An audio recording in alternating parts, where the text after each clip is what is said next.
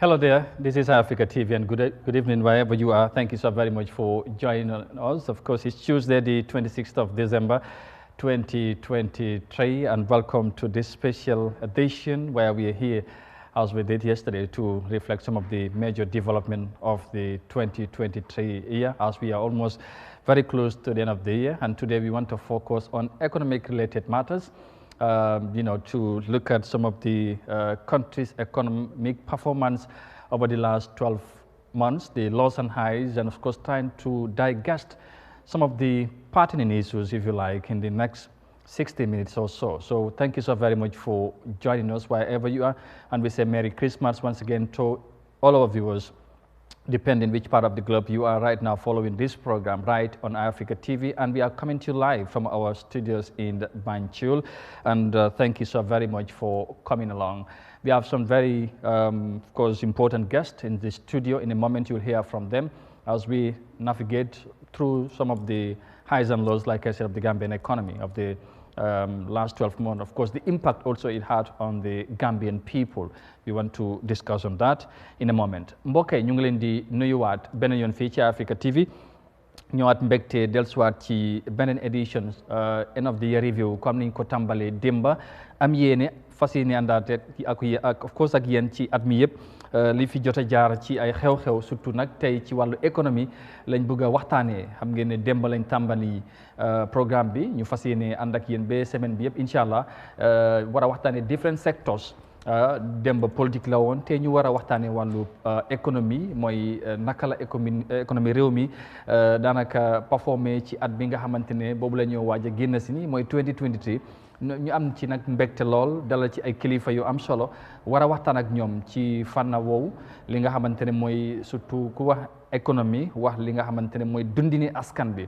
Dafay am solo pour ñu def ci jàngat ban jeexatal la am surtout ci at mi loolu dafay doon lu am solo ñu am fii kon ni ma ko waxee kilifa yi ñu am solo léegi nañ leen dalal ñu waxtaan ak ñoom ci li nga xamante ne moom mooy ci économie réew mi ci at 2023 ñu ngi leen di ziar bu baax a baax di leen ñaanal jàmm fi ngeen mënta nekk. ñu nekk ci biir réew mi ak ci biti réew di ànd ak ñun ci jamono ji fii ci Africa TV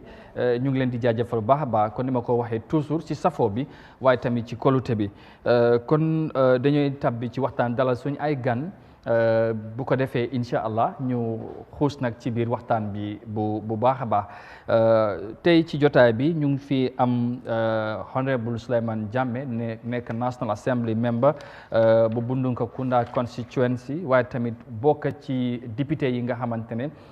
ci FPAC committee bi la bokk moo tax ñu jàpp ne dafay am solo ku mel ni comme moom toog fi war a waxtaan ak ñun war a waxtaan ak Gambians yi ci li nga xamante ne mooy ci wàllu économie bi lan lañ ci dund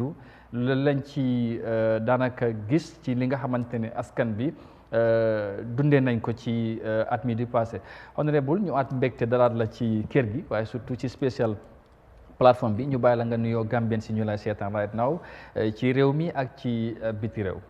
jërëjëf Mr Kanté. gërëm nañ leen sant nañ leen. di wax ne ne kontaan nañ pour dellu si fii once again pour ñëw waxtaan ak yéen si spécial édition boo xam ne ni da ngeen ko jagleel askan bi pour ñu mun a gestu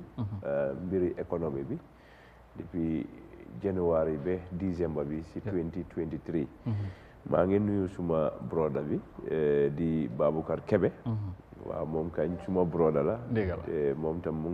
ngi dóor waar so kontaan naa nu ma ko fi fekkee te yaakaar naa ne dinañ am waxtaan bu baax boo xam ne ni dina nekk njëriñi askan bi incha allah so di nuyu télé bi staff yi yëpp di nuyu askani Gambie yëpp surtout waa Bundu. jërëjëf honorable Yahya Jammeh ñu jaajëfal la bu baax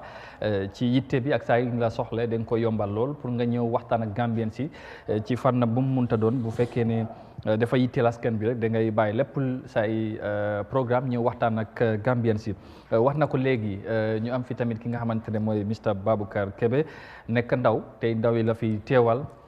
ndax ñoom tamit ku wax économie def leen ci daf leen di laal bu baax a baax moo tax ñu indi tamit ku mel ni comme moom mu ñëw bokk ak ñun plateforme bi pour ñu waxtaanee li nga xamante ne mooy économie réew mi ndax bàyyiwut kenn ci li nga xamante ni ñoo dundee ci réew mi Mr Kébé ñu amaat mbégte def dalalaat la ci édition bi defoon nañ ko daaw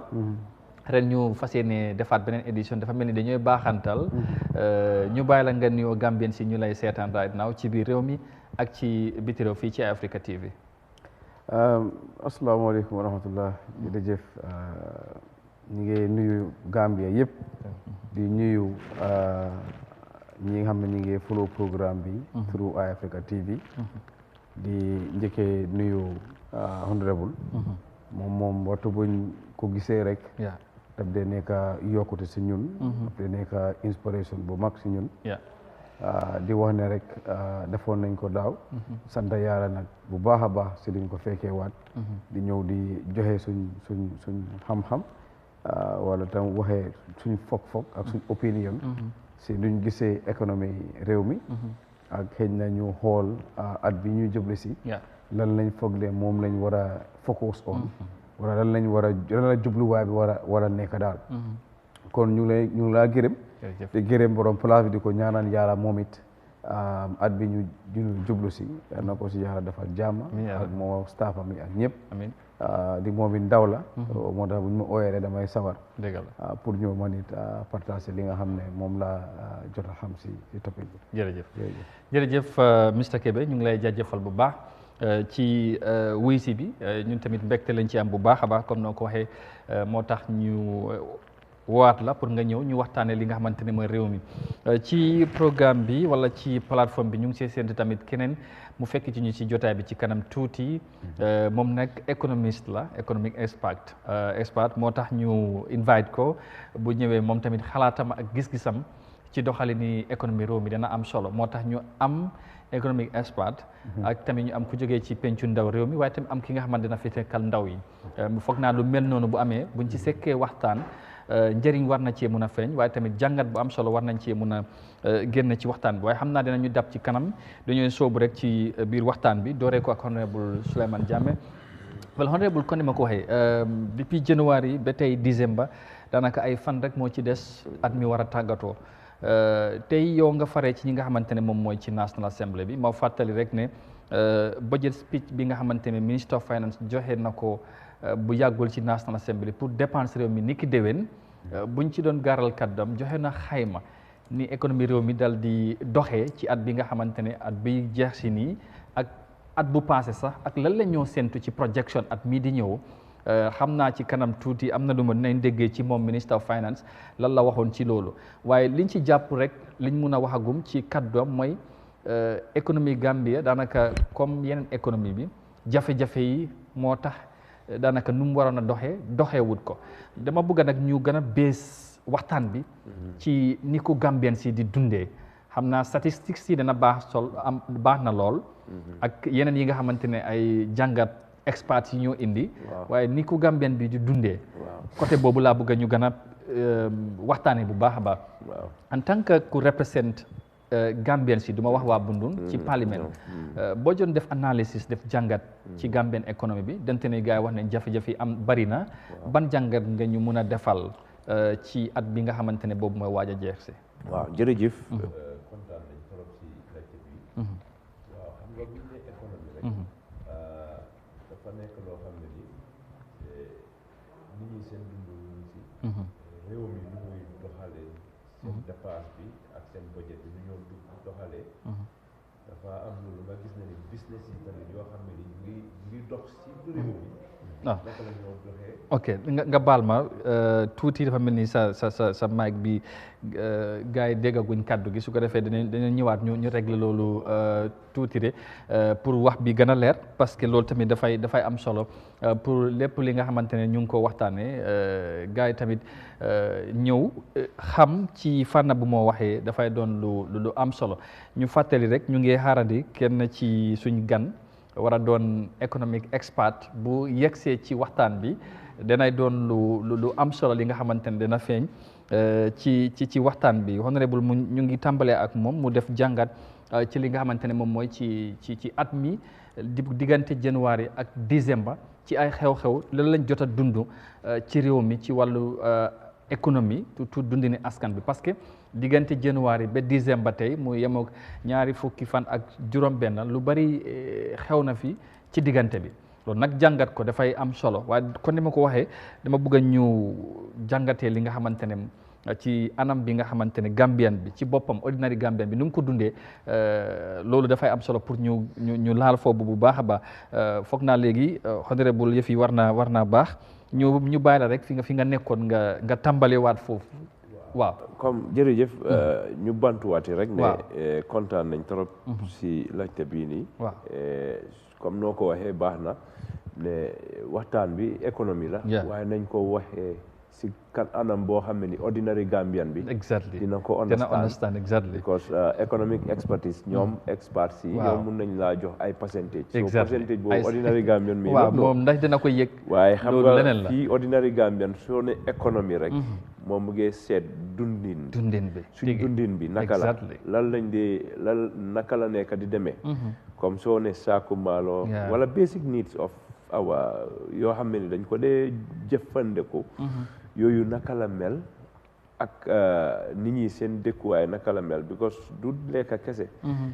even nit ñi seen dëkkuwaay. naka la su fekkee ne amuloo kër. soo nekkee si di rent.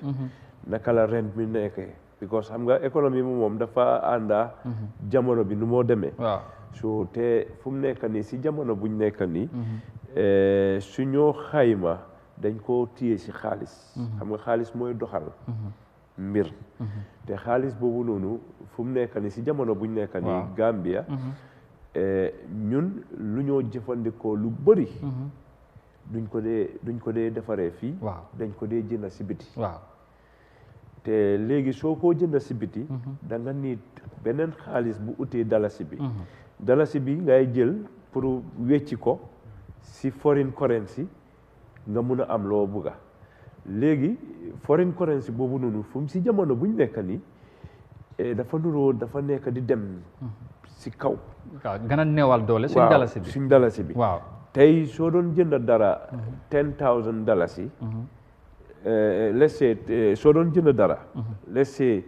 $10,000 nga nii doon let's say certain amount of dalasi dafa nuroo dafa double. te loolu su dabulee loo dem jënda soo ko isee foog price bi change foog mu yokku because foofu noonu doo mun a am control over the price unless bu fekkee ne government bi subsidize nañ that particular product. xam naa ne 2002 government defoon nañ ay jéego def nañ loolu si fuel bi defoon nañ subsidize nañ waaye da ngaa gis ne subsidy bi nii tamit beneen mbir la boo xam ne ni léegi daf dee métti si kaw government even this year jot nañ koo def si engrais bi mooy fertilizer bi moo tax fertilizer bi demee $1,150 exactly because yooyu yëpp subsidy la waaye xam nga yooyu si côté pharmacie la waaye boo xam ne ñun ñëpp moom nañ dee jëfandikoo muy suñ basic daily dunda exemple maanaam mooy maalo bi waaw comme boobu tamit bu ngee gën a yokku because right now the cheapest foog naa boo mun a am soo demee not the government price waaye soo demee foog naa is around 1,008 upwards to 2,000 so government bi try nañ isi nañ rice ñuy ko jaayee 1,500 on ça waaye da ngaa gis ne ni at this moment loolu si boppam to the ordinary Gambian bi is expensive dafa métti understand nga so waaye métti boobu tamit économie bi nu mel la because tey ñu dee jëndi maalo luñ koo jëndee suñ ko isee foog ñu ji xayma loolu foofu noonu even though su fekkee ne sax am nañ tax free sax waaye da ngaa gis ne ni xaalis bu ñoo use pour jënd ko boobu noonu dafa daanaka dafa ëppa doole. suñ dalasi léegi suñ dalasi bi nu moo newee doole ci kanami foreign currency bi ba CFA bi sax ñu bari nuñ koy jàngatee exemple boobu bi nga indi te mu ngi am impact ci dundini askan bi lu mel noonu lan moo koy waral est-ce que nguur mu ngi def li ko war pour aar lu mel noonu tey gis ne suñu dalasi bi ñu ngi koo aar pour value bu mu war a am ci réew mi mu am ko waaye tey mun ngaa am daanaka ñu bari boo amee dalasi bi bari duñ ko gisee dara value bi bariwul lu mel noonu lan moo ko waral ci réew waaw because ci réew waaw xam nga buñ si nekkee rek da nga am different type of human beings nga am different type of society or organisation or businessmen waaye comme situation yii nii war nañ ko mun a address waaye xam nga soo ko waree address dafa war a fekk ne everybody is sincere to what he is doing because leena la soo ko seetlooyee foreign currency bi number one Gambia government luñ war a address first te understand naa ne right now jël nañ a step towards that mooy maanaam lu ñoo mun a contrôler foreign currency exchange bi te boobu central bank ñoo responsible to make sure ne ni foreign currency bi mu available te ñoom seen boppa ñu contrôle ko ñuy ko doxal because su fekkee ne léegi soo demee central bank wala nga dem to this other commercial banks amuloo fa foreign currency situation will force you to go to the local market to look for exchange te boobu noonu moo ñu gën a nekk di sonal because right now amul benn contrôle so te loolu nekk na loo xam ne ni jafe-jafe la ici si suñ économie bi doo soo nekkee Europe suñ ndaw yu nekk Europe xam nga rek ñoom to dem suñ yónnee it will be big waaye soo ko seetlooy loo ko ñoo jëfandikoo looy ñoo jënda soo doon jënda dara $1,000 si 1,200 like maalo léegi is 1,000 njëg li plus dafay yokku waaw léegi in that regard because soo xoolee comme da ndax genuinely yaa ngi wax ok nguur gi ñu ngi am na luñ ci bëgg a def waaye dafa mel ni li waral problème bi partly su nekkul yëpp am na luñ ci xam lan moo ko waral waaye te nguur waroon na cee def ay jéego pour régler ko for exemple ñu bari jàpp ne bureau de change yu bari ci dëkk bi foo dem nga gis ko loolu bokk na ci li ko waral lu mel noonu nag gis nañ ñu mel ni say ñenn naataango ci parlement bi rees nañ issue yu mel noonu ndax fi nga nekk National Assembly bi am na benn rôle bu mu mun a play pour wax nguur na fexe problème mu régler ko parce que mu ngi impact dundini askan bi mu ngi tax tey di askan bi di dundee mu ngi gën a seer lu mel noonu est-ce que mënuñ koo am ci réew mi pour député yi taxawee ko waaw xam nga ñun dafa am rôle bu ñu am te suñu rôle bi dafa important trop because député suñ passé loi wala résolution dañ ko war a def waaye da ngaa gis ne ñun suñu rôle ñu ngi see because léegi-léeg dañ si dee waxtaan waaye xam nga at the end of the day we have the expertise in the system ñoo xam ne ñooñu lañ yaakaar ne ni ñooñu am nañ ay economist soo demee minister of finance you have them there nga dem central bank you have people who are qualified to manage any economic situation xam nga understand nga so the thing is moo tax may la wax ne ni affaire bi foog nit ñi pare to be sincere in what they are doing in nit ñi here mean ñi nga xam ne dañ leen entrust responsibility waaw pour ñu liggéey you don't just have to work just for your own selfish interest wala yow ngay seet ne ni you don't care everything is okay with you because the reason why people are employed is for them to go and serve the purpose so léegi suñ nekkee si situation bii nii the president himself lu mu mun a def rek maanaam mooy ne finance minister bi mu advise ko finance minister bi tam am na team of economy ñoo xam ne they should be able to apply their formulas pour ñu mun a address lii so ñun as MPs we can talk about it based on what our electorates are complaining and is a concern so ñun suñ ko waxee naaw suñ ko joxee ñoom ñoo war a make sure ne ñu with a system or a formula or mechanism boo xam ne ni dañ ko dafa war a mun a address lii because suñ ko deful rek dafa gën a métti to the ordinary Gambian people because at the end of the day lu tax may wax lii because xam nga léegi-léegi ok soo dee wax situation yu mel nii dafa am lu ko war a régler te lu ko war a régler mooy ay doomi aadama ñoo xam ne ni ñoom jàng nañ ko xam nañ ko te xam nañ fan lañ war a jaar if they do the needful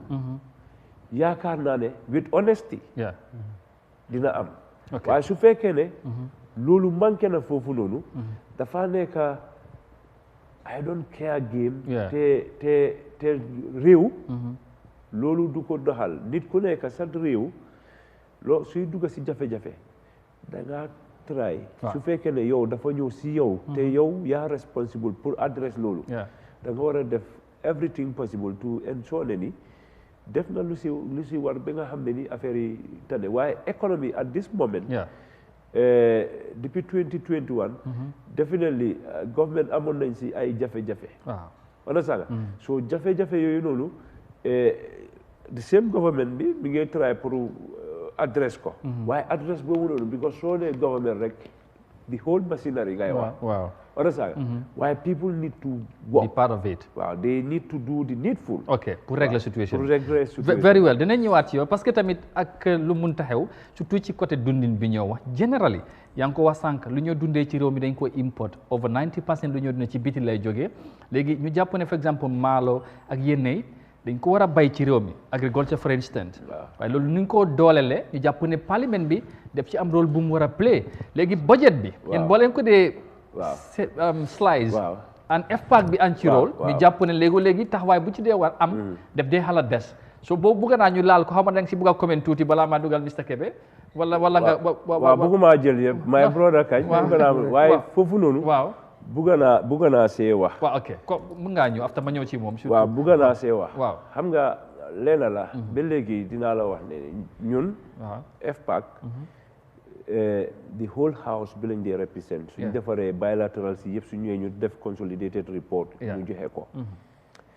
so bilateral si daf dee dem even agriculture dañ am agricultural committee ñoom ñoo dee defa ñoom seen bilateral and whatever xam nga man fu ma dee waxee comme maanaam mooy ne agriculture boobu noonu is very very important ñun ñëpp xam nañ ko te xam nañ ne ni dëgg-dëgg am na ay doomi réew yoo xam ne ni am nañ xam-xam bi pour nekk foofu noonu te ñoo si nekk luñ war a def ñoom war nañ koo xam si at bi because dañ la ne defaral budget yow yaa xam lan nga ban programme nga bugg a def pour 2024 bugg ngaa jógee A da nga bugg a move to B naka ngay defee loolu pour achieve ko loolu you need to initiate that not parliament should not initiate that for you because ñoom ñooy technocrates yi waaye da ngaa gis ne léegi-léegi lu dee nekk problème yi nit ñi askan bi dañ dee gis ne ni département boobu noonu ok is important waaye léegi nit ñi tamit dañu war a seet département boobu ñu fa nekka ndax ñu ngee deliver to expectation. For example, the Minister of Agriculture. Because so deliver to expectation. Because I'm talking about the ministry holistically as a ministry. su fekkee ne they are not performing as expected. So léegi nit ñi yaa ngi téye ne ni agriculture de dañ leen war a jox more budget. te am na beneen secteur boo xam ne ni ñooñu soo leen joxee a good budget they will be able to perform. te equally foofu tamit is also important towards the development of the country. xam nga understand nga fu ma waxee comme soo jëlee health and agriculture. xam nga yii yëpp they are important. Certainly.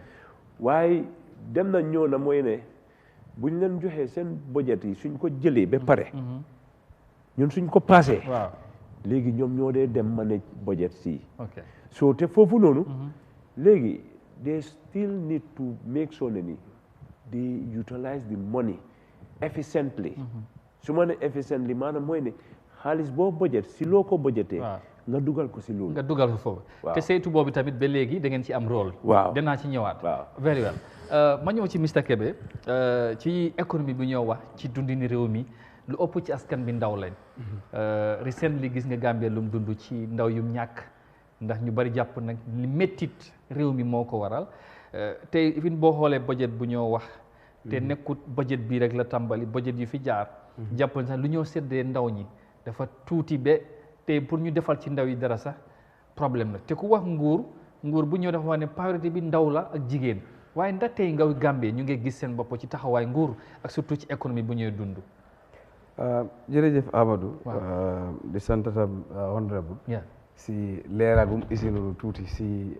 rôle National Assembly. ma wax ne dëkk bi su nekkee ne war naa dem. war naa dox nu mu war a doxee. parlement daf si am rôle bu am solo. definitely.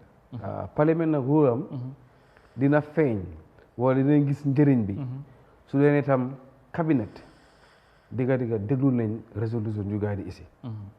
man li ma dee gis am na preview pour gis yenn ministry wala yenn département seen budget si pour 2024. gis naa ko. waaye soo xoolee exemple nga ne tey. waaw institution bii nii dama ko jox 7 millions. waaye soo xoolee at bi su moo jee soo ko laajtee ñaata nga receive xëy na 4 millions la receive. so loolu dafa isi that's a huge gap of about 3 millions. boo xam ne dina dara kooku noonu objectif yoo xam ne loolu la set pour Gambia mun a move from A to B. du mun a dem. dañoo cof rek ñu bàyyi ñu cof ñu bàyyi. moo tax nga ne gis ne développement project su bëri mustaan. soo xoolee ñun di wéy ñuy budget man sama opinion li ma foog mooy naka la économie mun a ni su change. ne ok dañoo budget because ñu ngi expect ne GRA dafa collect this amount of billion. you budget based on expectation. su loolu ñëwutee développement bi du mun a dem. exemple da nga bëgg a draw a football pitch for Wellingara. nga ne it cost us $10 million. expect ne GRA ne daf ñoo collectal 10 million bi. ñu put that part of the plan and all that. but at the end of the day GRA ñu wala ñu daan lu ñu doon expect receive ñu ko we receive 2 million instead of the 10 million. so dañoo jël 2 million boo ko spend loolu and dafa am pour xaar for number of years and that is why dañ depend a lot on si ñi nga xam ne mooy foreign bodies yi. te man foog naa ne digga Gambie dafa war a start di am state owned enterprises yoo xam ne dañoo generate fund for the country. du ne dafa yi fi am yooyu doyul. because yu fi am sax doyul ba pare yu fi am sax dafa des efficient. ci doxalin bi efficient du revenu sax buñ laaxal loolu ñu isi duñ ko isi ñu ngi compete private sector bi ba pare duñ isi a lot of revenue. te loolu dafay am impact ci dundin dafa am impact li nga man ordinary person bu dëkka Latrikunda fii nii. su ma demee marché bugg a jënd jumbo mu cost ma $3 dama ne dëkk bi dafa métti ndig man su ma am yokkuwut waaye bu set jumbo baa ngi yokk maalo honorable wax na ko fi dafa yokk te du doo gis musa dégga ñu ne price bi wàcc na fuel lañ dee dégga price bi éeg na wàcc na ak ban other sector amul so once éeg na rek foofu la dee em the next one coming dafa gën a yokk te man maa ngi liggéey su ma salary increment kenn leen gisee def increment salary almost dafa ñëw every decade ñun increase ne salary kooku noonu dafa nekk the same level. how much is the soldier earning ba nga xam ne dina mun a jënd saako maalo jënd diwlin jënd pare dese ëllëg lu moo passé dem liggéey bëriwul. so man the economic perspective li ma ko xoolee mooy foog the ordinary person bu nekk fële gisul the basic commodities as cheap as reasonable as the way na dina ko mun a jënd dafa feel like ne there is nothing progressing. So no matter what development bu isi du mun a dem te soo gisee baag bi bu ñoo wax ni ndaw yu bëri ñuy dem tey definitely it have economic hardship yu bëri yoo wax ne mooy tax tey mënu ñoo dem moo ko trigger suñu xoolee tey government development budget yoo xam ne mi ngi am si institutions yi ne ok dañ ko defal jur si less than 3% of that development budget la institutions yi they receive and those institutions yi ñoo war a nekk institutions yoo xam ne ñoo war a empower yu si ñoo wax nii so ñun naka la ñu empower ñun they cannot do it. te ñu ëpp ci askan bi ay ndaw lañ. yëpp ànd 64% yëpp ay ndaw lañ. te unemployment bi is not going down mu ngi yokk is every year dafa yokk so soo bëggee address loolu. foog nga indi development budget bi nga xam ne da nga ko isi pour youth si nga yokk ko nga prioritize leen. man foog ma ne Gambie am nañ at boo xam ne li ma xamee sama boo xam ne léegi. at boo xam ne dañoo wax ne in budget digga budget Gambia dafa prioritize young people and women. ak all the promises nguur yi moo def everything amuñ ko amul benn kenn ko mën a taxawal and I can challenge them ñu dem ñu xool even this 2024 budget enough let's go back to 2023 the budget speech for 2023 2022-2023 let's look at that budget and we do serious analysis on how much money is spent on young people and women in this country vis-à-vis budget bi nga xam ne moom lañ ne dépassé réew bi ne lii lañ tegal lii lañ bëgg a defal ndaw yi lii lañ bëgg a defal gaay lii lañ bëgg a defal gaay donc bu nguur waxee ne loolu li tax xëj na munta am mooy jafe-jafe yi ñooy dund pour response yi nga xamante ne tey moo war a doxal loolu comme du Gambia rek adduna bi yëpp moo am jafe-jafe xëj na ñoom lu ñoo project duñ ko mun a amee noonu comme noo ko waxee xëj na taxe yi tamit lu bari ci Gambien si la ëpp général mais ñoo wax ne léegi ñu bari mënuñoo fay taxe wala nguuri Gambia mu ngi ñàkk taxe ci lu bari ci niñ ko war a collecté est-ce que nguur bu tegee loolu jenewun loolu lu xel mun a nangu la non man si man lu doon loo xam ne naa ko nangu su ma la joxee benn analyse ma jox la benn secteur rek boo xam ne waaw su si nguur concentré woon for 2 years or 3 years rek dinañ gis secteur boobu move na progress na bu baax lañ ne exemple tey poultry ñun ñu ngi import we are eating over 3 million chicken every year Sénégal for example bu gaa yi bëggee stop loolu lu ñu def dañ indi private sector ñu spend si private sector dat Baboucarr Diop ñu spend si moom ba pare ñu allocatal ko land you see 5,000 hectares of land soo ko amee it can employ in 1 year each hectare of land can employ up to more than 10 Gambian young people imagine you have 5,000 hectares of land each region di nga am more than 300 people yoo xam ne land boobu daf ko mun a employ because war nga am poultry alone dafa mun a employ lu bëri poultry fii ñu suñ bëggee dundal tey poultry sector bi yëpp lu ñoo lekk si ganaar ñu bëgg ko def nii duñ dara lu dul 5,000 hectares of land loolu lañ soxla parce que li ñoo lekk chicken ci dëkk loolu soo ko defee in 1 year mun ngaa produce quarterly to like 8 million 8 million boobu noonu tey 3 million rek nga soxla you can even supply other countries la moo tax li ngay xalaat nii yaa ngi am experts ou technocrates ñu leen di wax nekk different ministres yi bokk ci nguur xalaat yu mel nii duñ ko mun a jëfe wala xalaatee ko nguur mu ne buñ defee li because xam nañ problème bi ba pare ñun lu ñuy dundee mënuñ koo produce te dañ ko war a produce waaye li ngay wax nii tey jàpp ne ni ki ñu wax ne ñu ngi koo fay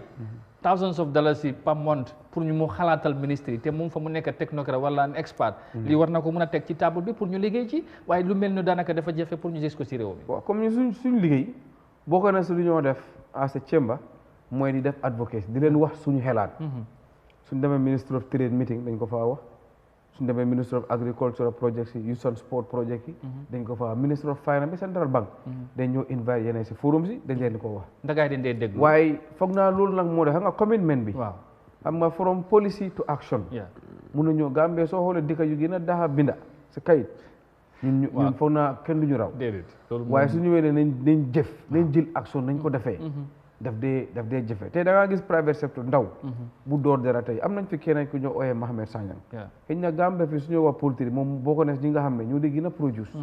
am nañ ñoom espace government mënoon naa ñëw rek tey ne xaaral ma doo leen ñii su dee doxloo leen grant sax mun ngaa jox gaay a soft loan understand kooku su dooree tey dina am téeméeri ndaw yoo xam ne dina leen mun a dimbale tey ñu fu ñoo jëlee ay parent stock yi ganaar bi nga xam ne mooy jur yeneen ganaar parent stock ñu ko order all the way from Netherlands mën nañoo private sector boo xam ne mën na ko am fii ñu ko incubate fii di produce loolu next 5 years duñ nii daan pour import ganaar si biti loolu rek solve na lu bëri si problème yi baag bi bu ñëw na because benn usine rek wala nga am 5 usine mun naa employ 5,000 Gambians at bu jot nga digga 200 mooy dem 300 mooy dem waaye mosuñu digg at boo xam ne ñu ne 5,000 dem na loolu suñ ko defee next 5 years di nga gis change bu bëri dafa am di nga gis économie na wécceeku because ku liggéey si dara tey poultry ganaar benn ganaar yaa ngi ko jaay $300 benn ganaar nga produce 1,000 bahts in 1 month kooku loolu la mën a am kooku dafa am te dafa fay tax absolutely soo léegi soo xoolee kuy start business tey su moo start business nga ne ko su nekkee ne start nga at bi su moo jeex rek ñu ne nga dem file nga fay tax foofu kooku da nga gis ne am nañ MSME policies yoo xam ne mi ngi advocate ne koo xam ne tey door na tey business war nga koo mun a may ñaari at ñetti at bala nga koo laaj tax su ko defee mu mun a grow exactly waaye suñ expérience ak research li mu wane mooy ëppa doole startup business yi yëpp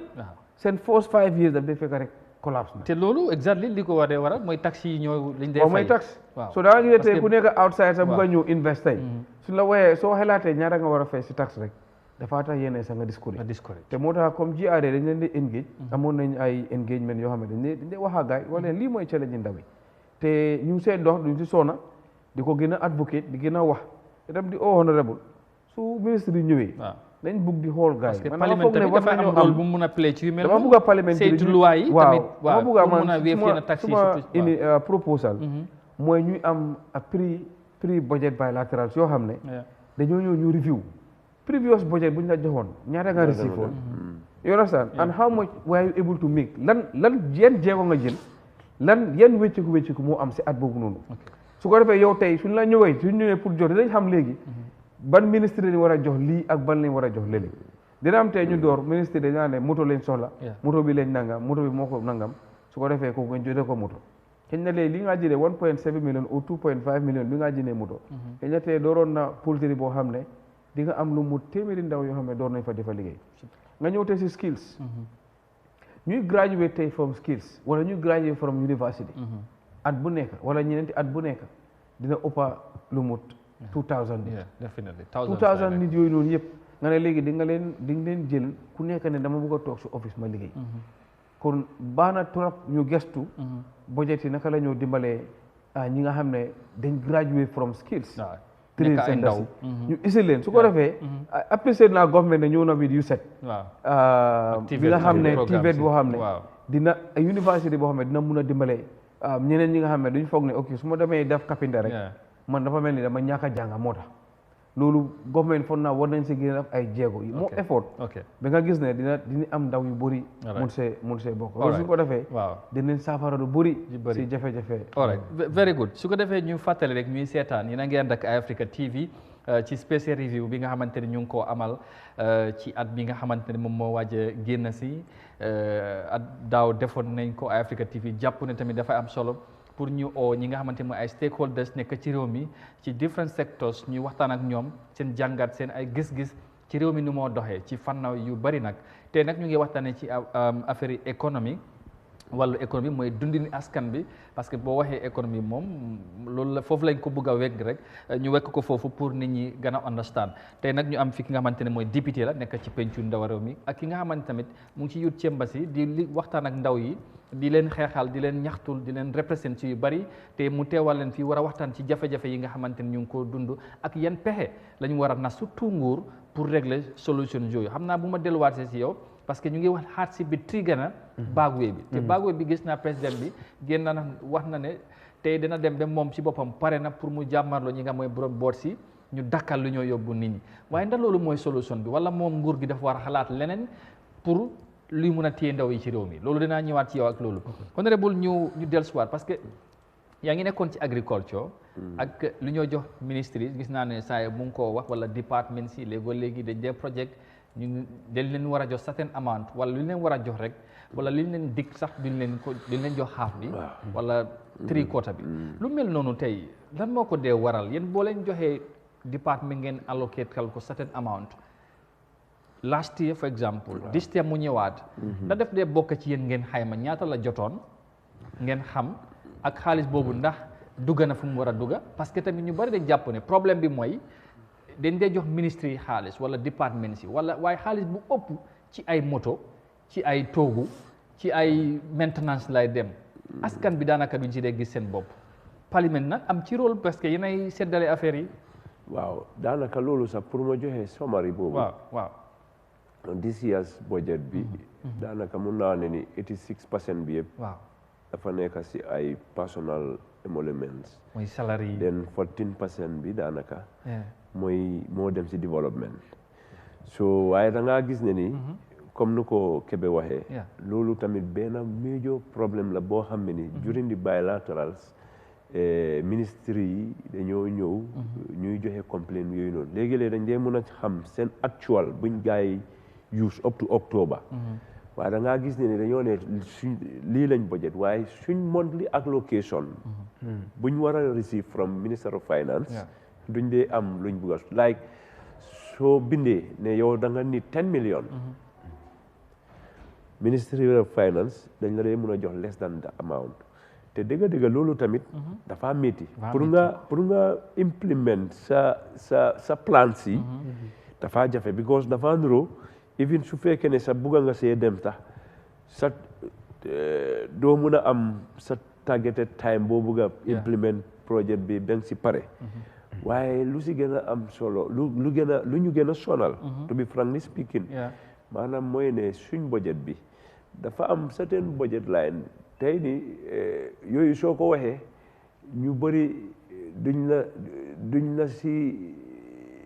comme duñ appreciate loolu waaye da ngaa seetlu ne yooyu yëpp those things are all personal emoluments yoo xam ne ni yooyu ay maintenance of vehicles fuel office equipments yooyu every year daf dee ñëw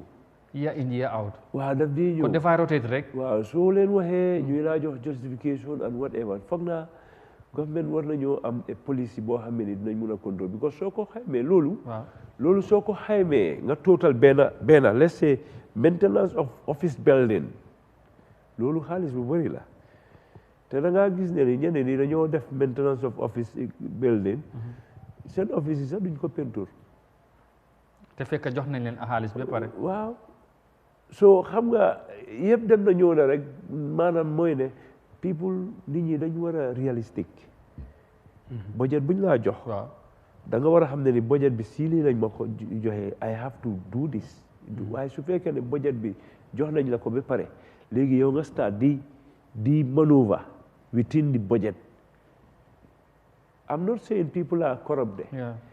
waaye dafa am yoo xam ne xam nga moo tax may wax ne ni budget soo ko spend it efficiently dan ngay jël xaalis di ko dugal si loo xam ne ni it's not even a priority xam nga yaa ngi wax ne doo wax ne people are corrupt but what the fact of the matter is Gambians lu ñoo wax mooy corruption bi dafa bari si système bi moo tax yëf yi sax mënut a dox waaw soo nit ñi yëf yi corruption yi lañ war a bàyyi ñu sincere because leena la man lu ma góom maanaam mooy ne nguur du la jël ngay liggéey muy laa fay jox la oto jox la sa fuel jox la sa everything after lu nit ñi tamit war a enjoy si sa service boo war a def yow sa liggéey boo war a def pour nit ñi gis si seen boppa boobu tamit nga bugg a see am wala bugguloo koo def loolu selfishness la so moo tax may wax ne ni budget su amee nit ñi dañ dee mën a wax ne ni côté bi moo gën a am solo côté bi moo gën a am solo waaye côté bu gën a am solo ñu fa war a nekka ñoom tam dañ war a xam ne ni seen secteur bi is very important so they need to prove to everybody ne soo leen ñu jàppale we will move this sector to another level comme lu ma wax si wàllum youth si this budget defin bii nii bu paas nii bu 2024 bi jot nañoo laajte ministre bi because youth budget bi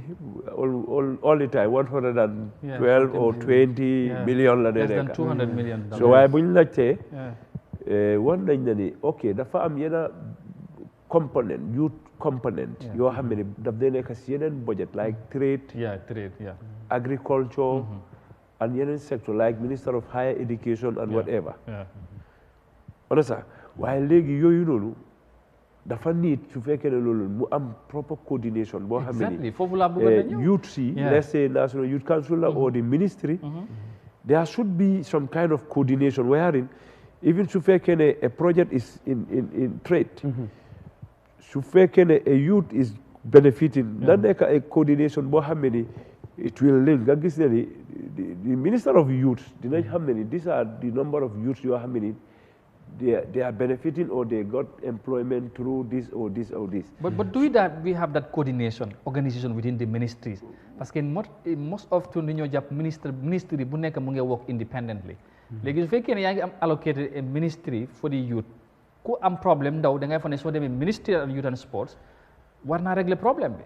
fekk nag xaalis buñ ko jox doyut te nguur mu ngi soral ne mun ngaa def benefit from another ministry for trade for example wala agriculture but that combination wala connection boobu noonu waaw combination boobu waaw ay xelaat la rek waaw xam nga léegi-léegi am na yoo xam ne ni waaw da nga use sa xel sa intelligence common sense waaw because already we have a minister of youth and sports already understand su fekkee ne xaalis yooyu noonu mu ngi dem foofu noonu sax nañ make sure ne by all means di lu mun di demee rek because dañ ko dee gis sooy def business registration xam nga soo gisee ñu def ko single window understand pour xam nga dem ak dig bi mu jafe bum la sonal mënoon nañ koo def in such a way projets yoo xam ne mu ngi si ministry yooyu noonu su fekkee ne mënut a ñëw si ministry of youth and sport war nañ see mun a am information ñoom ñuy in fact ñuy joxe information boobu ne ok youth these are projects yoo xam ne is available at a particular ministry so requirement bi lii la te requirement yooyu noonu pour access funds yooyu noonu tam boobu tam is another problem Mr. Kebe boo xam ne boobu daf dee jafe because léegi-léegi xaalis dinañ ko isi nguur dina ko isi pour nit ñuy jëfandikoo ko waaye ay nit dañoo toog si seen office defar ko in such a way man ak yow daf ñoo deny pour ñu mun koo am because pour ñu fulfill requirement bi daf dee jafe so it has to be very flexible understand da nga xam ne ni an ordinary person because when we talk about youth we are not talking about this elite youth there this university even our these ghetto boys we should be able to at least incorporate them nga gis ne ni ñoom tamit soo leen ne ok a youth can come ne tricycle laa bugga naka nga koo amee dafa war a yomba wala phone mi ngi nii dama bugga def business waaye leena la tamit in as much as government is the duty bearer the people also need to be responsible mooy jikko yi nit ñi tamit dañu war a responsible because suñ ne ndaw yes dëgg la nguur moo amee yëpp ñoom ñoo war a def waaye ñun tamit dañu war a change suñ jikko yi because su fekkee ne am na ay ndaw yoo xam ne am nañ access to go to school nga nekk di dem school nga bàyyi school dem di taxawaalu si mbedda yi nga dem ba change to di rapino di def ay ghetto bëri na fi loolu is very clear loolu especially with this drugs stuff and all the so léegi su fekkee ne façon yooyu noonu dafa bëri fii because yooyu soo koo jëfandikoo dafa dem ba nga xam ne you are going to be useless in the society because luñ la mun a jox doo ko mun a manage but at the end of the day people still shift the blame on the government because the back way métti na we sympathize with the families ñoo xam ne lifin nañ xam naa ne métti na government has a role to play there why the thing is Tibet education bi ñëw na right now ñu ngi advertise you see nañ try because métier fii dafa manqué trop because man dama dee joxe exemple boobu right now suñ yooni bundum bi liggéey bu fa nekka xam naa ñu fa nekk di liggéey te def naa suma own research lu tax some of our these brothers are not here suñ fa nekk ay benn nga dee gis foofu noonu ñoo xam ne ñooyu moom they are very serious waaye lu si dee ëpp ñeneen yi suñ leen jëlee sax 1 2 3 days excuses wala duñ ñëw wala liggéey bi métti na luñ maa fay amut I am telling you gis nga long break bii nii ñuy liggéey fii ay Sierra Leonean groups boys ñoo fa nekk on Saturday si lañ gëjal liggéey so because Saturday to Wednesday lañ war ëllëg la gaa yi war a dem liggéey could you imagine they approach me ñu ne ma honorable if you have any other job or work that you think we can do cleaning or whatever just tell us we don't just want to stay for this long period just to get something. Understand? Also the mindset of the of the young people. They contribute. Wow. Gis nga tey Kebe. Su génnee am na yenn youth dinañ nekk si koñ yi suñ ko gisee rek dañ koo xaay suñ ko xaayee the next minute is begging. And we shouldn't allow our youth to go like that. Yeah, certainly. Understand? Government, they should do it. But we all have to understand that government mënuñoo def lii yëpp. Understand? Suñ ko mënut a def tamit, why they should provide the avenues. Yeah. So moo tax this Tibet education bi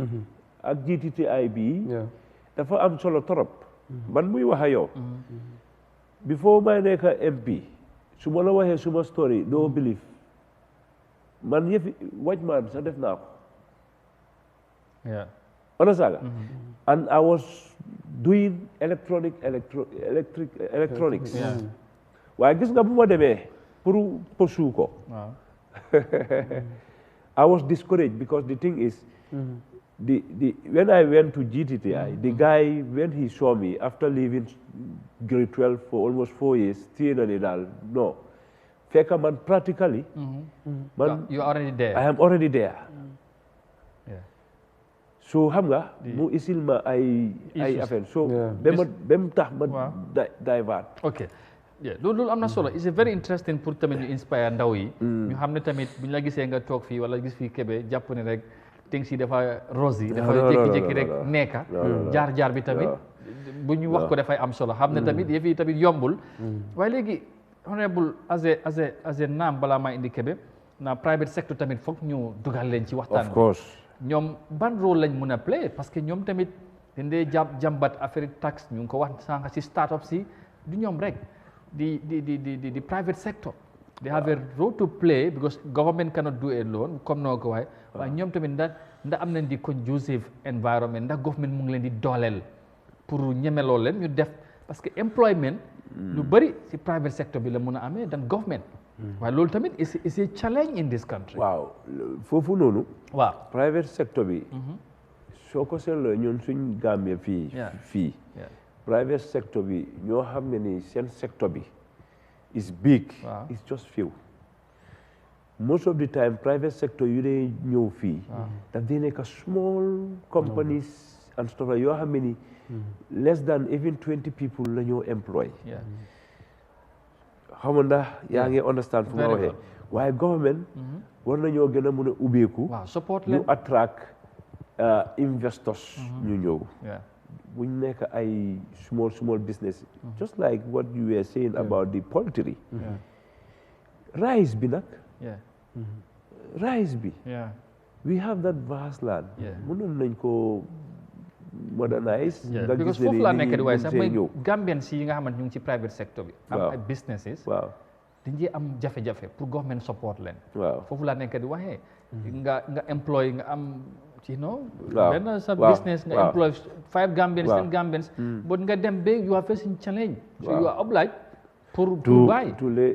lay off so fekkee nguur daf la gis ne you are Gambian daf la war a dimbale jox la business and all stuff like that pour nga gën a dem te loolu dafa create more employment boo ko defalee benn ñaari Gambians ñu nga xam ñu ngi ci industry bi that's the private sector but that is also a problem in this country so nguur dafa war a xalaatee area boobu tamit pour mun a dooleel leen ci li ma foog waaw loolu moo war a am sax because réew yu développe yëpp private sector bi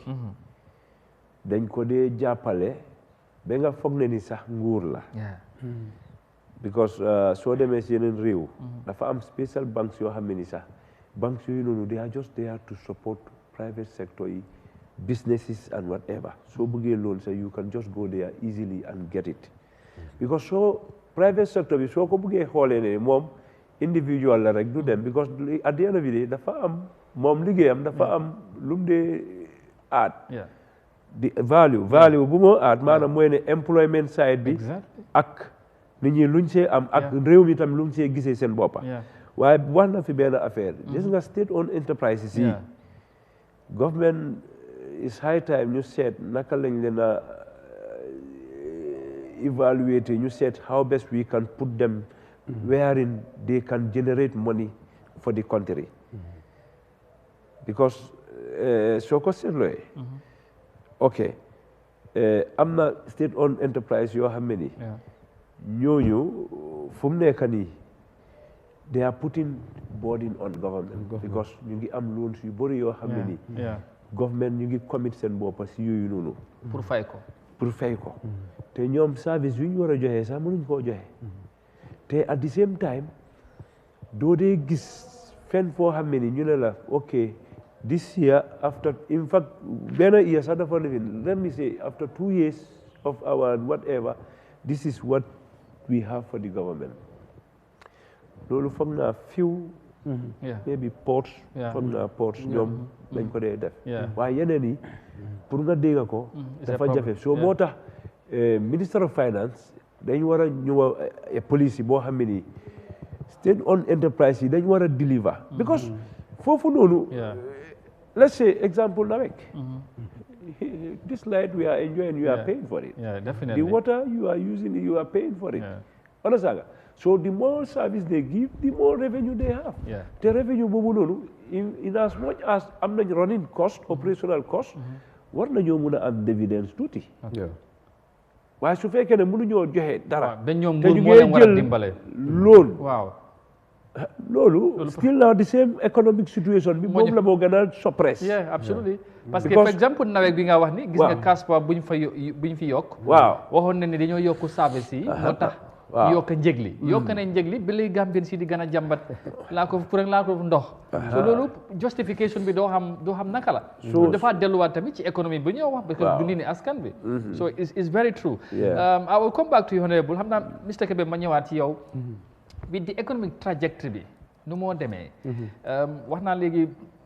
ndax feel nga ne nguur mu ngeen def enough li war a convince Gambien bi wala ndaw bi pour gom ne mun naa tekkee ci réew mi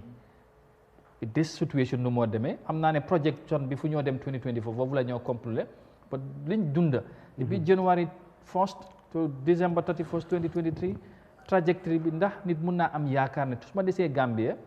mun naa fee am dara mun naa fee tekkee xëy na ñàkk yaakaar boobu moo pousse ñeneen ñi sax jàpp ne jaral na ma dem si géej bi sax amaana ma ñàkk suma bakkan waaye foog ma dem uti ji parce que xëy na family pressure bi économie pressure bi tax na doo mun a def dara. waaw Amadou xam nga soo ko xoolee. waaw dama ko jëlee sama boppa man mii sama boppa rek. te ëpp doole bi nga gis fii yëpp. waaw ay ndaw yu ñi nga xam ne sax ñi téye si dara. soo xoolee di dependency ratio bi. nga xool the economic power of the individual. daf dee nearly impossible pour yow nga feel like ne di nga ko mun a make. so receive $10,000 as salary today example. You have a family of 12. yoo xam ne ñëpp da ngeen war a feed on daily basis. yow sa boobu da nga war a takk jabar sa xale yi da nga war a pay school fees. dafa difficult pour kooku noonu mu mun a believe ne I can continue in the Gambia ma make ko comme moo ko munee lan moo tax most of the time suñu teachers si it's difficult maybe léegi mi ngi xaw a change but lan moo tax our soldiers our police officers our men in uniform they find it difficult to even have a land much more than a bill compound you teach for 30 years you retire continue to be renting you continue to rent that is a very serious thing. Absolutely. And I think the country need to overlook into that situation and try to support these people when they retire. For me, you cannot. I met a teacher. He told me, "I taught you, and when you graduated from primary school to now, is over 30 years. I don't still have a car like a car that you are driving." And then, fall in tears. That's very touching. That's very touching. Absolutely. You taught me in class. I left. I went and further. And you, as a teacher, you don't even have a correct bicycle. You understand? Maybe it would not be a correct basis to say. But I want to bring some of the scenarios and then where you find that the teacher today should have been the person riding this car, going to school and coming. We hosted here a principal or a teacher. So them bu teacher si def amé meeting wala workshop bicycle yi ñoo dé upper. Donc benn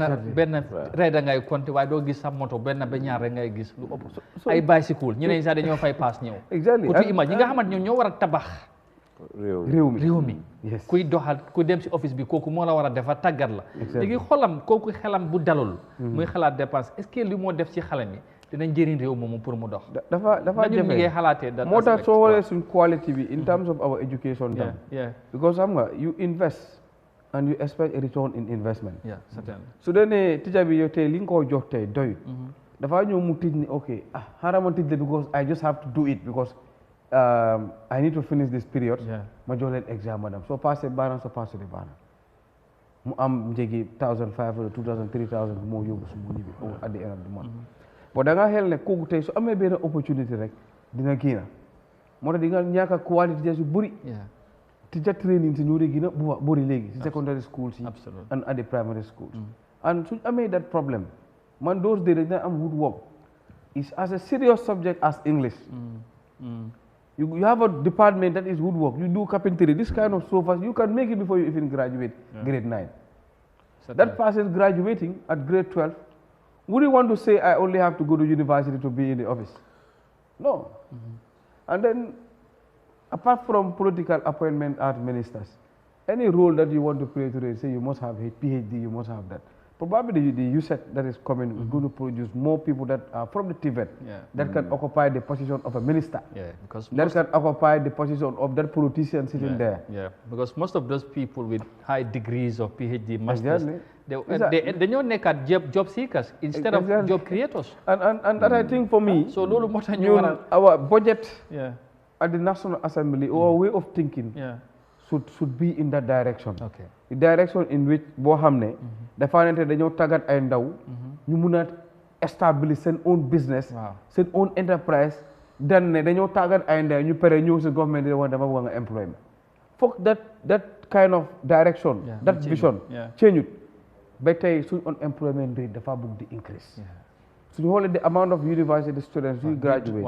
and how many of them go and establish their own enterprises and how many go and seek job. You will see 80% they went to seek job. I remember 2 or 3 years ago listening to Halifa Sallah narrate something like that. Do the government evaluate and think of how many students you graduate yearly basis from grade 12 or move to the tertiary? Ndax ñëpp dañ dee mën a am di required pour move on. ñu des si ñoom fan lañ leen di teg. so ñaata number ñoo de pass out from the university in yearly basis ndax am nañ leen di accommodate pour ñu mën a am dara. so dafa difficult. These are the things that I think we. comme ñu war si question bi. su ma doon rate Gambia in terms of ne ndax government bi mit na targetam. towards youth empowerment in the country. dama ne we could say up to 40 to 45%. Dina mën a rate ne. In the past 3 years, gisoon nañ fi projects yoo xam ne they came, they supported youth. Myself, I took part in the review of those documents. Comme honorable mu ko doon waxee. Sometimes dañ dee kind of marginalize ñi nga xam ne demuñ school. Man foog ma ne ñaaka mun a fill form bi. taxul ne. mënuloo dem.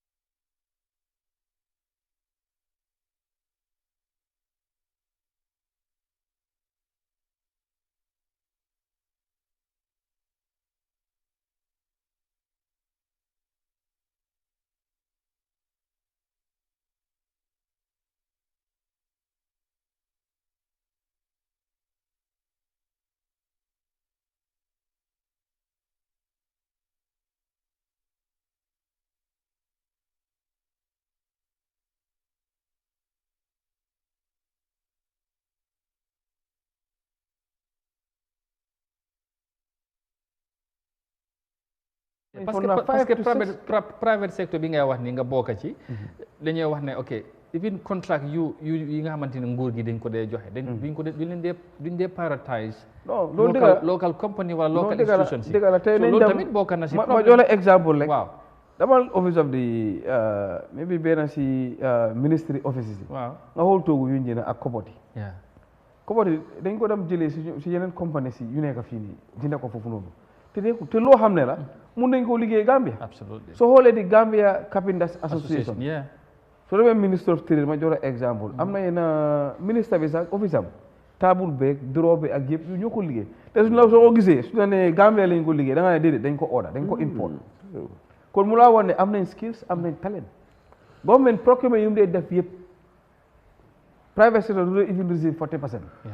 definitely. So loolu boo ko ne loo xam ne private sector daf ko dee jooy ñu ne government si at bi yëpp soo leen bëggee def procurement ngir yàlla jël leen 30% lu mu ndaw jëlal 30% nga ne 30% bii locally made products la moo nekk ñooñu leen koo jox su dee mun loo jox ñeneen sax am nañ foreigners soo xam ne dégg la ñoom dañ jógee bitim réew te am nañ fii sign nañ ay protocols sign nañ ay agreements foog tam ñu empower leen waaye nag lu métti gomme waroon naa mun a jël su lu mu ndaw 30 to 40% mu ne mu jël ko as a policy a deliberate policy boo xam ne da ngaa ne government procurement for this year will focus on made in Gambia products loolu soo ko defoon comme 40% ni yu GPPA di xool yëpp institution mu nekk dañu laajte at the end of year how much percentage is your locally made products yi nga xam ne da nga ko make fii waxuma product yoo xam ne amuñ ko de waaye office furniture moom tey Gambia waruñ koo mun a jëndee feneen lu dul Gambia ak ay maintenance moto ak yooyu non even maintenance moto yi sax parliament mun naa think anything like that pour propose ko wala make ko as a law honorable waaw xam nga parliament moom waaw ñoom luñ decide loolu mooy am so it's just a matter of coming up with the initiative. parce que problème bi mooy. ñu def ko because lu moo wax waaye pour mu am. parce que government tamit assembly bi tamit parliament politics dafa day play. loolu tamit daf dee dita progress buy am xalaat mun naa ñëw ñu jàpp ne est-ce que lii feeboon na nguur bu ko feeboo wut nguur wala dina indi somehow issue si nguur jàpp ne ok ñu ëpp ci parliament the majority is from government buñ ci àndul du dem. so yooyu tamit daf du dita. some of the things that can ease the challenge that yu ñoo wax nii. waaw loolu moom dëgg la. basically waaye xam nga boo nekkee doomi réew dama foog ne ni especially boo jëlee certain position you just have to be responsible politics dafa dee am understand nga waaw loolu moom du ma ne du dee am daf dee am waaye xam nga foog suñ buggee réew mi dem si kanam foog ñu nangu te ñu pare pour ñu collaborer suñ effort si pour ñu mun a am luñ bëgga because lu moo jot a wax nii these are issues yoo xam ne ni dëgga man sax suma boppa I was talking to one of my brother gis nga maintenance of office equipments ak yooyu noonu daf exactly nu mu ko waxee mi ne ma at least loolu government war na ñoo mun a xam ñaata la si ñaata moom war a mun a dem si ordinary Gambian bi ñoo xam ne ñooñu they can supply or provide those materials or equipments understand te it's very true because soo demee si yeneen dëkka ñoom dañ am policy yoo xam ne ni xaalis da boo ko spend is going back is daf dee nekk daf dee circulate within waaye nga spend mu dem génn dem feneen yaa ngi empower beneen business because today su fekkee ne office equipment si yëpp dañ ko dee jënda dañ ko dee order ona saaga waaye ñële di foreign lifini companies ñooñu ngay empower waaye ñu ko dee def nekk ci est-ce que du délibéré tamit parce que yow mi nekk ci office bi nga def ko nga xool yow li nga cee am instead of tey boo ko joxee Gambian bi foofu tamit est-ce que du fa ñëw parce que yow xam nga ñu bari jàpp ne ñu ne non lu xew sax mooy waaw ñun suñu jee na government agency official si am na ñoo xam ne tey dañ amee seen stationery shops mi ngi mel ni soo demee health ñe doota bi dafa am pharmacie waaw soo ñëw ñu ne la ne soo mel ne dama si pharmacie bi nga dem jënd garab mu direct la si pharmacie bi léegi soo amee koo xam ne tam dafa am own auditing firm wala mu am benn stationery moom mu ngi liggéey government ba pare mu ngi def business mu ngi si institution bi xam nga mu jël procurement officer bi ne ko dama nga jël supply fële da ngaa gis ne léegi dafa mel ni kooku noonu tey nga ne exemple tey nga ne mu nga ne directeur wala nga ne permanent secretary mu amee sob Latrikunda soo dee stationery sob bu ministère bi soxla si moom lañ ko dem jëlee exemple xam nga loolu dafa am som da ngaa indi corruption ba pare da nga wane ne there is interest boo xam ne kooku mu ngi ko drive towards loolu amoon na indi pass waaye foog naa ne government waroon naa mun a do those background checks yu bëri parce que ñoom xam nañ dégg na nit ji xalaat sax ok yow yaay jaay li ñu ne ma noonu nangam laa ko jaay ñu ne non lii nguur la caaj ko nangam nga fay ko ma fay la ko yow nga jël nangam ma jël nangam xam nga yooyu yëpp dégg nañ ko fii xam nga lii yëpp lack of sincerity la so moo tax foog nit ñi ñu pare gis seen réew gis nga in as much as the president want to develop the country if people are not willing ñu nekk si système bi dafa difficult moo tax man lu ma dee wax maanaam kenn ku nekk foo mun di nekka because soo waxee dañ ne no man is perfect we know we are not perfect but you need to adjust yourself. Definitely. Doing the right thing, we should all know that because the reason why people are employed, dañ la jox sa TOR, ñu jox la sa responsibility. Your responsibilities are clear. You should be able to know why Gambia is a country wherein even if you want to perform your responsibility to the max, they will demotivate you. Frustrate you. Absolutely. So that's our nature. That's our nature. That's who we are. Take Mr. Kebe, if you want to be very rigid, rigid in a sense, you want to just deliver to expectation. They will start saying, Kimo, how will or whatever. Because through experience, what I encounter, you see all what I am doing. Some people sit in their comfort zone because they cannot do it, they don't know it, they don't have any person in it. But it's like, this guy, what he's doing, in fact, it's not his job. I am doing something to add value. You are telling me not to do it. And if I don't do it, you are not coming to do it. So that's the country that we are. That's the country we are. Called the Gambia. This is why, loolu yëpp lu ko gën a tënka mooy politique bi. Politique bi nag pour ñu développer. Politique bi foog ñu génne ko. Kebe su fekkee ne moom moo ma jiite. I have to accept ne ni moom moo ma jiite. Even su ma ko support sa politically. waaye su fekkee ne am given responsibility. pour ma liggéey dama war a gis na ni we have to work together for the country waaw loolu am na solo bu baax a baax su ko defee ñu ngi leen di gërëmaat bu baax a baax ci bàyyi xel bi ngeen di bàyyi xel Eyeafrica TV ma jàpp ne ñëpp ñu mën a seetaan du mën a ñàkk am ngeen ci gis-gis ak yooyu waaye tamit mën ngeen gis seen bopp ci waxtaan bi amoon nañ yéene sax ubbi laan ci waaye xam naa dinañ ko lépp ba beneen yoon incha allah ndax time bi lu ci des bareetul dama bëgg a tënk ak honorable ak Mr Kebe li aju ci wàllum lu ñu war a mën a séntu ci at mi di ñëw projection bi ndax war nañu mën a am yaakaar changes am ci fuñ jëm 2024 am na ñuy wax ne Gambians si war nañoo gën a tekka seen digga ndax lii ñëw mooy gën a métti lu ñu dund right now ci wàllu économie ci wàllu dundin bu dee loolu la nag honorable lan lañ mën a toog fii tey wax Gambians si buy seetaan nekk that ordinary Gambian di struggle right now am yaakaar ne nguur war naa taxaw wàññi jafe-jafe yi tey bu ñu xoolee trajectory diggante January 2023 ba tey December luñ dund ku wax ne yomb na wax nga lu la neex wala yow xëy na ci beneen Gambia la nekk waaye ñu jàpp ne adduna bi tamit moom mooy dund lu métti waaye tey ndax mun nañoo toog fii jox Gambien bi yaakaar fuñ jëm mun naa oyof wala tey waxante dëgg bi mooy ku nekk nga gën a taxawaat bu baax pour dékku luy ñëw parce que du mun a yomb lan lañ mën a wax Gambien si sa jàngat waaw si suma jàngat waaw because ñu ngi ñëw dugga si 2024 waaw so pour ma toog wax leen loo xam ne daf leen a discourage dina métteeg man because I love my country I love my people waaye gëm naa ne 2024 government of the Gambia am nañ budget boo xam ne ni isi nañ ko pass nañ ko parlement bi pass nañ ko bépp Gambian boo xam ne ni you are in the system pour implement budget boobu noonu ñun ñëpp nañ sincere and be honest to the Gambian people ñu def lu ñu war buñ nekk foofu noonu because I am comfortable I can go to a supermarket I can pay for my kids private school expensive school no the ordinary Gambian ñoo xam ne they are underprivileged dañ leen war a di xool di leen séntu di leen xelaat which are the majority naka la te ñooñu ñoo gën a ëppa ñoom ñoo gën a bari waaw because soo ko seetloo unemployment bi boobu moom problème la waaw in as much as nguur mi ngi try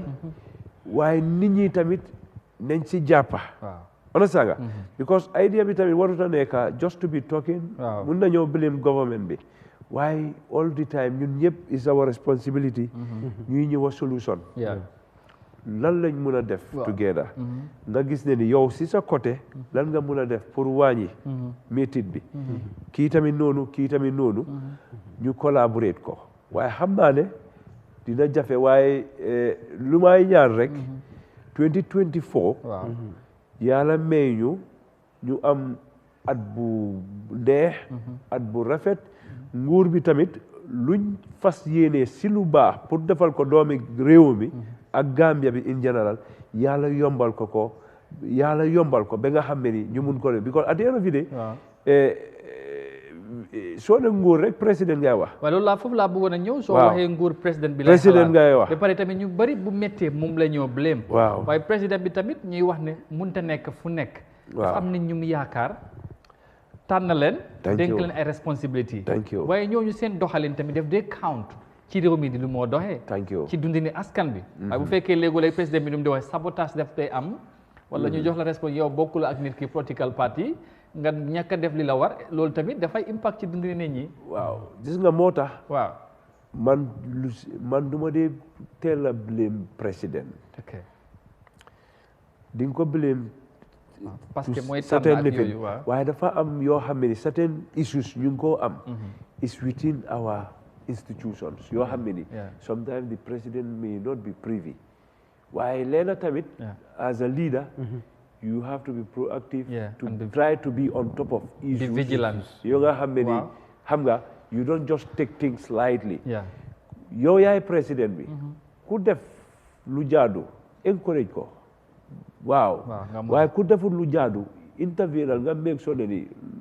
loolu du sa interest te du interest yi réew mi. wala sax waaye nguur moom dafa yaatu. yow sa institution mun nga fagaru ngeen am a very good team ngeen a doxal. keneen ki mu unfortunate am a very poor team. duñ doxal. lii yëpp dafa am. so waaye lu si gën a am solo rek maanaam mooy ne nguur la président bi xam naa ne dina war a taxaw. gis na ni réew mi fu mu ko bëgg a yóbbu. mu yóbbu ko fa waaye nu mu ko yóbboo maanaam mooy ne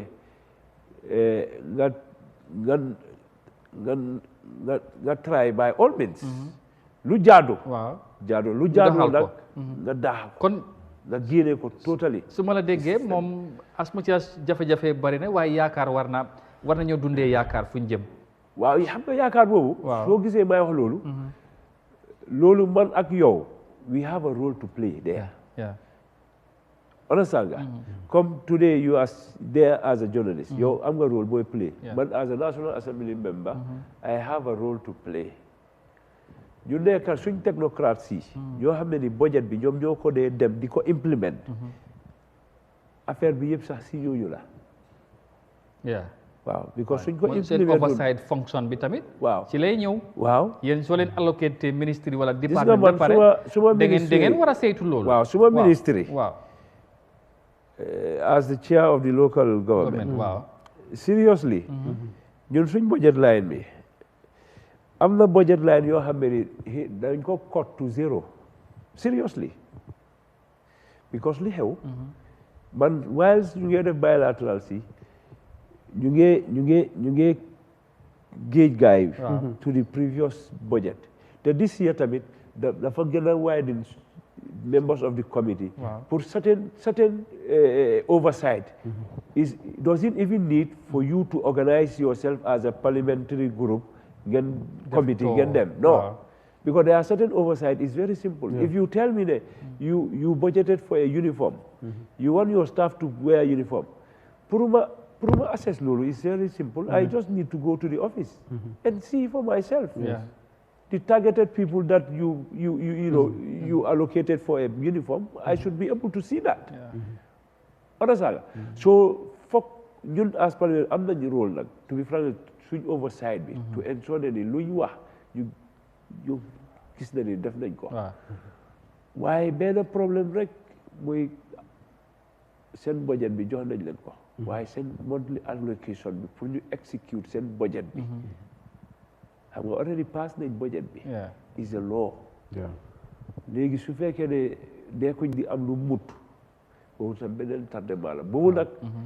I think boobu dañ need another platform boo xam ne ni not here waaye loolu national thing la boo xam ne ni ñu seet naka lañ ko leen because tamit xam nga tamit dëkk bi nu mel tamit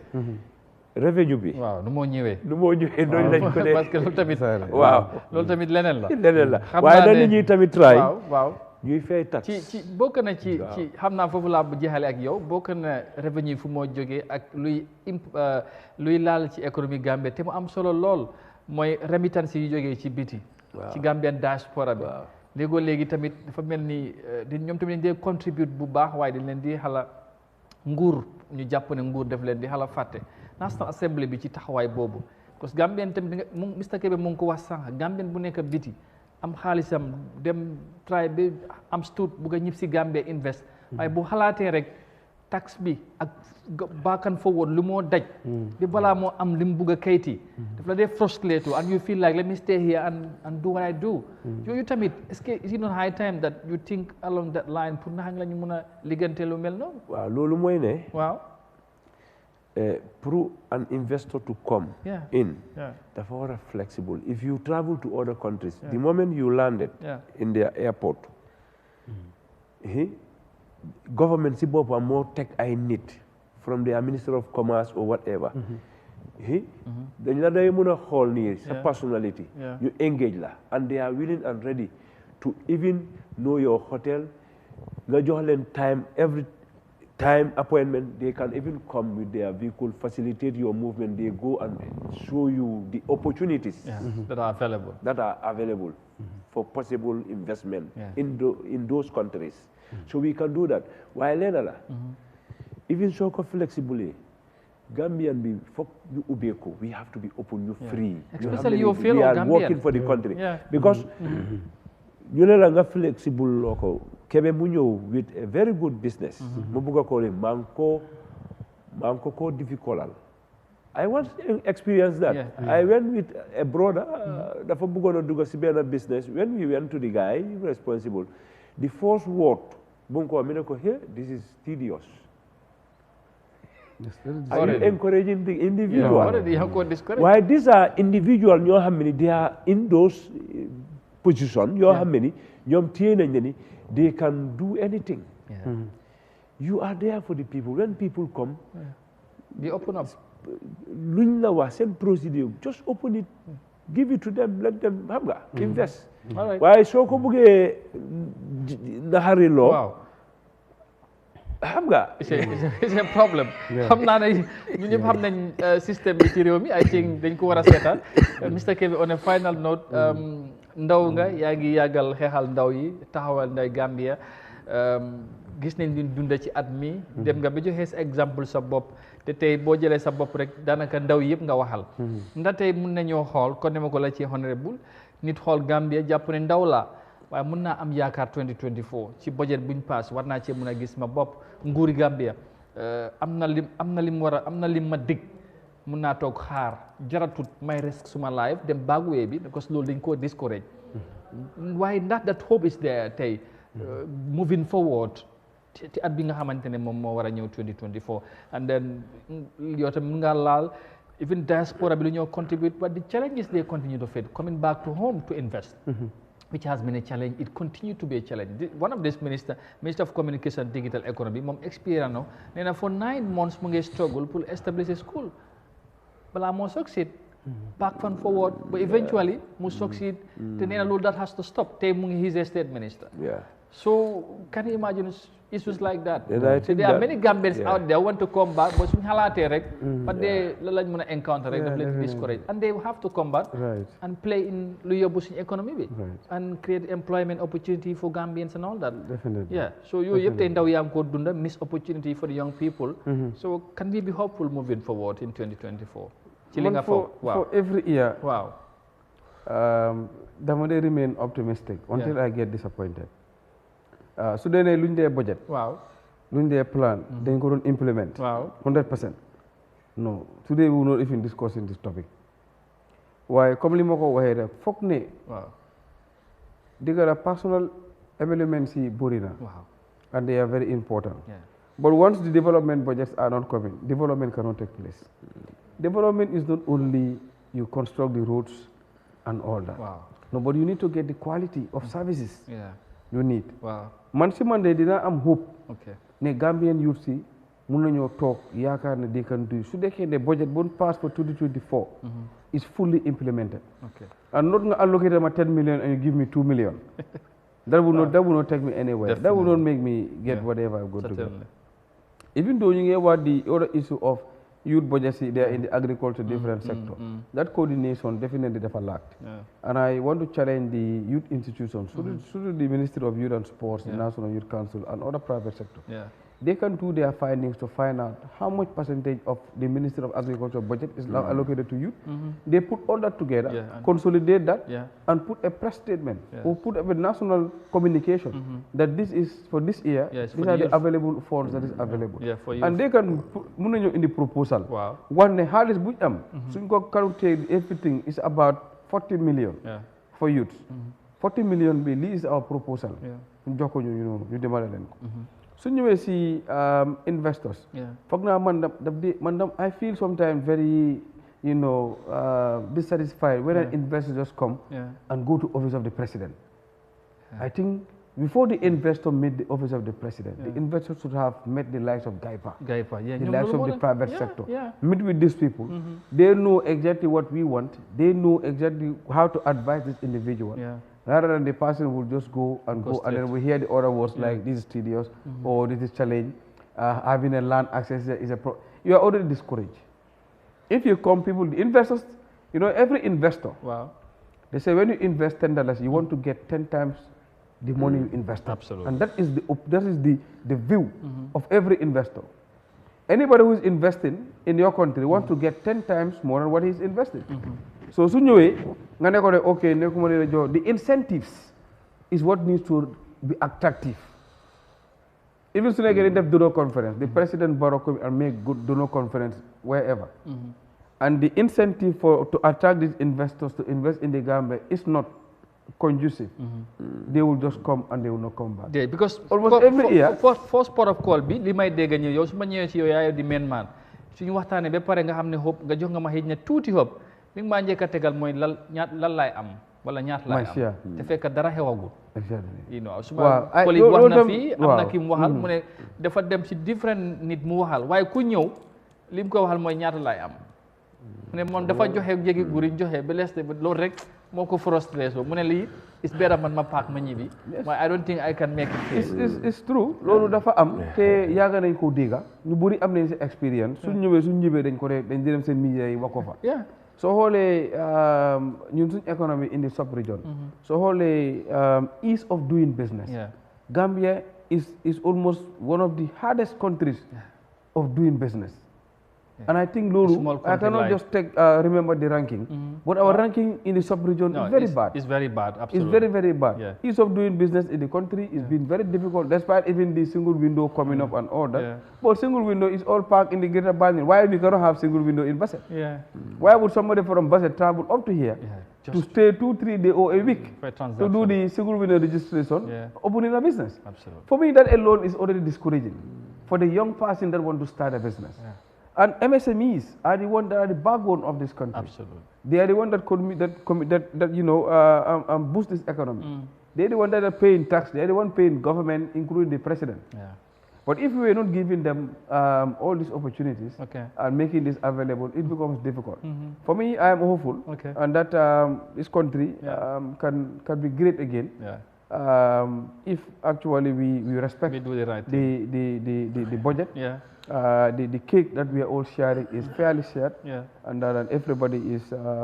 seeing that I've got my part of the cake. And I think we can. Thank you so very much. The budget in terms of Ninkosia, it depends on who you talk to. Others will tell you the parliamentary is one of the Gambia's worst budget. Budget be represent only the elites in the system. It did not represent the ordinary Gambian or the most Gambians at large. So for honorable percentage is just 14%. More than for development. That alone speaks for itself. So lalan ci wara mëna jangat, lalan ci wara mëna evaluate would only depend on lan lañu gis ci at mi, depending on government implementation. So I want to thank you so very much. Allow you for nga def sa parting words yi, appreciate nañ sa ñëwa ak sa jangat bi foog naa ne ndaw yi gis nañ sa bopp li tax nga toog fii te lii lañ ci jublu woon waxtaan luñ dund ak fuñ jéem lan lañ ci war a mën a yaakaar ma baara rek su amee any words yi nga xamante ne mun nga koo tëjee ñu jaajëfal la bu baax a baax. man de maa ngi encourage suma moromi ndaw yëpp. di leen wax ne liggéeyal sa boppa be your own boss. nekkal sa boss si boppa suñ demee jàng bi am suñ skills yi nañ ñëw liggéeyal suñ boppa. am na ñu start business bi $2,000 am na ñu start with $5,000 su dee da nga start sax di ibbi di jaay crédit mun na laa yóbbu beneen level soo ko jëlee serious lu nekk is about passion. maa ngi recently join with others and establish ne lu ñoo ooyee di Gambia Startup Chamber of Commerce.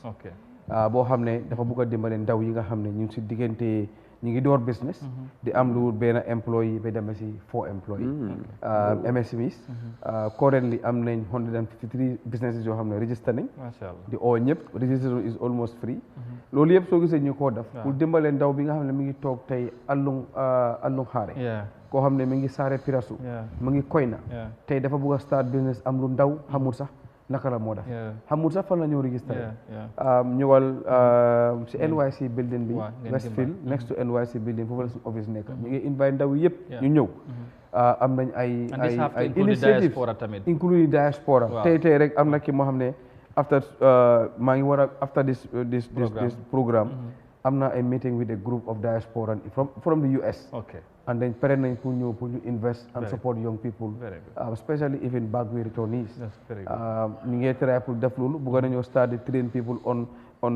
livelihood enhancement ku nekk soo nekk sa kër am nga loo xam ne di nga ko mun a jàng ba di mun a dimbale sa bopp dimbale sa njaboot kon ñu ngi encourage ñëpp ne back way bi is not the solution it is absolutely not the solution it's the highest risk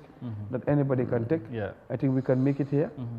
encourage everybody that we come together and then make the Gambia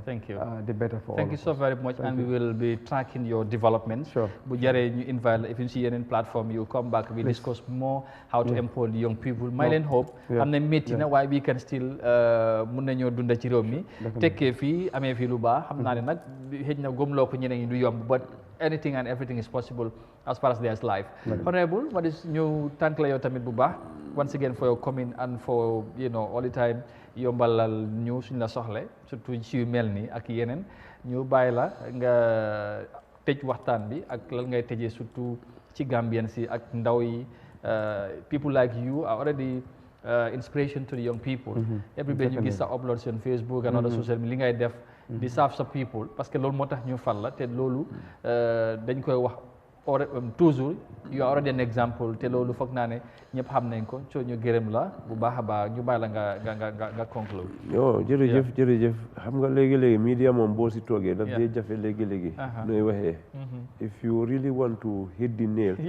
sometimes somebody out there moom du xam yow fan nga jaar ba nga tollu fii xam nga Mr Kebe wax na ko fii actually ñun ñëpp daal dafa am lu tax yàlla isiñu fii te kenn ku nekk yàlla dafa la jox potentiel waaye suñ potentiel yi mais di faa waaye potential bu mu la jox yow as an individual war nga ko mun a xam you make best use of your potential to give you a better life so comme nuñ ko waxee di leen gërëm yéen tamit once again te Mr Kebe jàng na something from him te in fact last person am bii nii seen new office bii nii I think ne ni man I will definitely work with him because man that's my policy collaboration and partnership because it's true that we can achieve our development goals. Wow, at least Concord, they are dealing with young people. I know ñun tamit am nañ ay young people yoo xam ne within or even outside Bundu ñoo xam ne they are willing and they are trying. You know, we can connect you with them so that you can add value into whatever they are doing. So si kaw loolu gërëm nañ leen sant nañ leen Eyeafrica ñu ngi leen a gërëm bu baax a baax di gërëm tamit askani Gambie yëpp ak suma waa Bundungi ak waa municipality bi di KM. Thank you so very much Honorable Sulaiman Jammeh nekk National Assembly member bu Bundunkakunda constituency bokkoon suñ gan yi tey ak Baboucarr Kebe nekk Gambia Startup Chamber of Commerce ci ndaw yi ñu ngi leen di taxaw bu baax a baax ñu ngi doon waxtaanee ngir économie Gambia ñu amoon nag yaakaar waroon nañ fi am ci economic expert waaye mujjee tam ñëw xam naa ne dafa am gàllankoor ci yoon bi maybe and all that but ki nga xamante ne moom mooy Ibrahima Tabora Mané la moom moo fi war na nekk ñu waxtaan ak moom ci wàllu économie bi ci côté boobu waaye mu xëj na ci yeneen jëmmi jamono incha allah dinañ ko fi dalal ñu waxtaan ak moom lan lañ mën a séntu ci at mi di ñëw ñu gërëm bu baax a baax suñ gan yi ak ñi doon seetaan fu ngeen mënoon a nekk bu dee ci biir réew mi la wala ci biti réew ñu ngi leen di gërëm bu baax a baax ci bàyyi xel bi ngeen di bàyyi xel Eyeafrica TV waaye tamit surtout ci safo bi ak ci kolte bi di leen ñaanal Christmas bu ñëwee ak tamit happy new year in advance di wax na ne waxtaan bi incha allah dina continuer suba nag da ngeen am fi beneen panel waaye tamit Thursday ba Friday incha allah dinañ ci dikkat ak yeneen gan ci yeneen secteur jéem a review ci lu xew ci at mi 2023 mu ngi waaj a tàggatoo war nañoo evaluate def jàngat ci li xew ci réew mi ak Gambien si nañ ko dundee waaye tamit def projection rek yaakaar fu ñu jëm lan lañ ci war a mën a demee ak lan lañ ci war a mën a xaar moom moo waral Eyeafrica TV indi leen jotaay yu mel ni ñu ngi leen di gërëm bu baax a baax di leen sant di gërëm ñu team bi yëpp ñu jàpp ci liggéey bi suñ caméraman yi ak di control room ci coordination bi di leen wax jërë ngeen jëfati di ñaan yàlla ñu may ñu fanaan ak jàmm ba suba incha allah bye bye